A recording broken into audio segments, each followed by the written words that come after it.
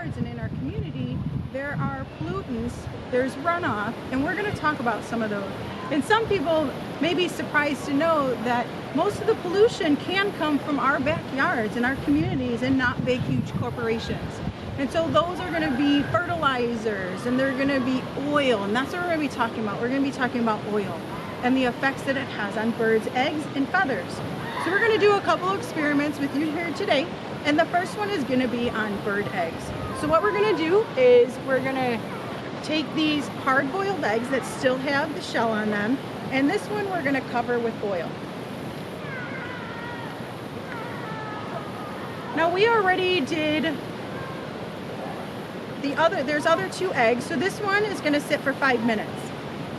Now we already did the 15 and the 30 minute. That's a great plan of pre-recording, so we'll bring those out after the 5 minutes is done with this timer.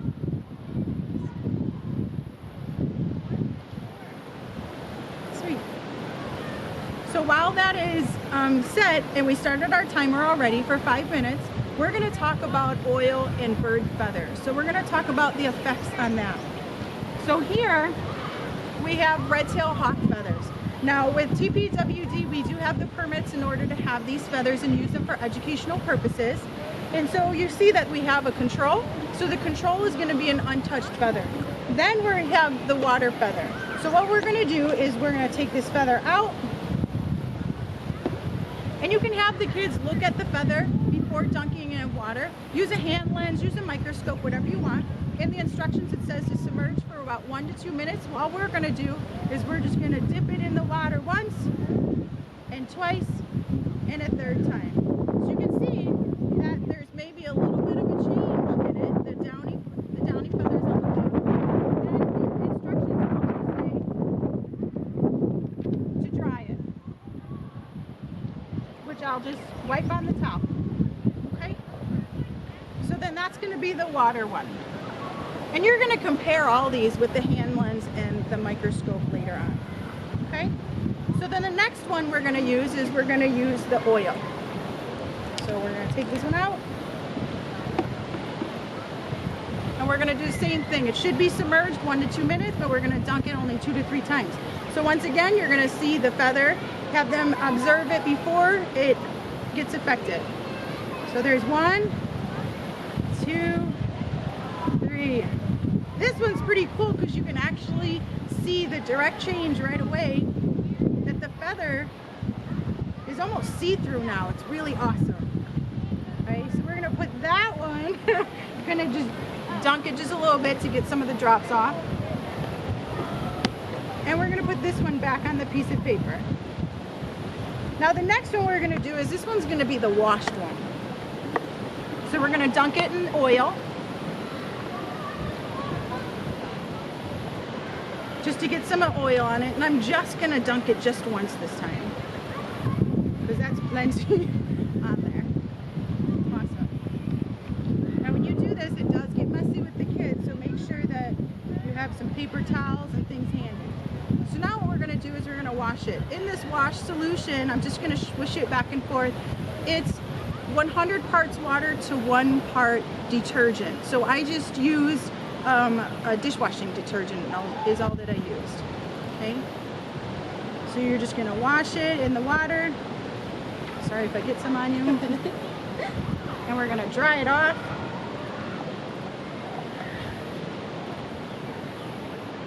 And we are going to put it back on our piece of paper. Okay. So now what this is showing is this is the control on water, the oil, and washed. Now a lot of people want to go out and help volunteer when there's an oil spill, and they're like, oh, you're just washing a bird with soap and water. How difficult is that? Look at how the effect on a washed, oiled feather just reduces the feather and its capabilities of flight. So that's why you really need to be a trained wildlife rehabber that's certified in oil spills and rehabilitation in order to help these birds. So what you can do after this is done, you can then have the students take their hand lens or a microscope and look further at them. Another thing that you can do is you can talk about the difference between the feathers. So there's flight feathers on their wings. There's downy feathers that you can see on the control, that's what keeps them warm in the cool temperatures, and then these are called contour feathers. So you can see on pretty much all of them that the downy feathers were affected. On the water, they have the waterproofing capability, so just on the water, it didn't really affect the feathers that much. The oil, most definitely. Now there's no waterproofing capabilities at all with an oiled and a washed feather. And another experiment that you can do with the kids is we just use vegetable oil. You can use different types of oil to look at the effects on the feathers. So you can, oh, there's our 5 minutes. So we're gonna go and we're going to take our 5-minute egg out. So you can finish this experiment using different types of oils, different types of water, different types of detergents, and maybe one cleans it a little bit better. Okay, excellent. So we're gonna move on to our egg experiment. And so here's our egg experiment.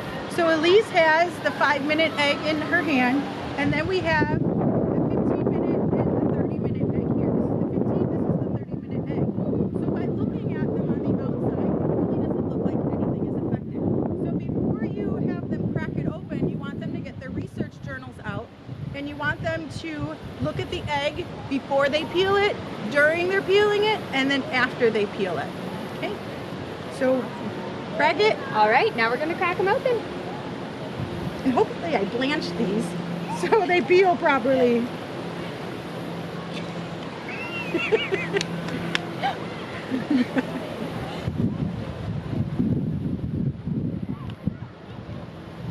I'm not seeing a difference. Are you seeing a difference? Not much of a difference yet on this one. And this is where it's good to sometimes use different oil. So you can see the eggs are breathable.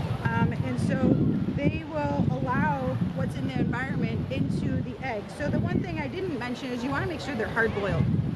So then you may see a difference. So I'm actually going to crack into this a little bit more to see if the yolk is changed. Nope. So it looks like a regular egg. So then I'll work on the 30-minute egg. Let me crack.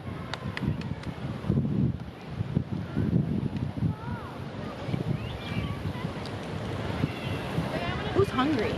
Let's make good salad. Alright, I'm not seeing much of a difference on this 5-minute one. But we are getting that some of that membrane is peeling off. So here's the 30-minute, and Elise has the 5-minute. The one thing I do notice is the 15 and the 30-minute, the shell came off pretty easy. Yeah, this is a little tougher to peel.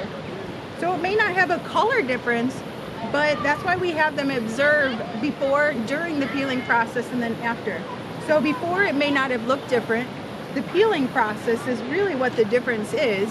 This was so easy, it just came right off. The membrane, the shell, everything on the 30-minute egg.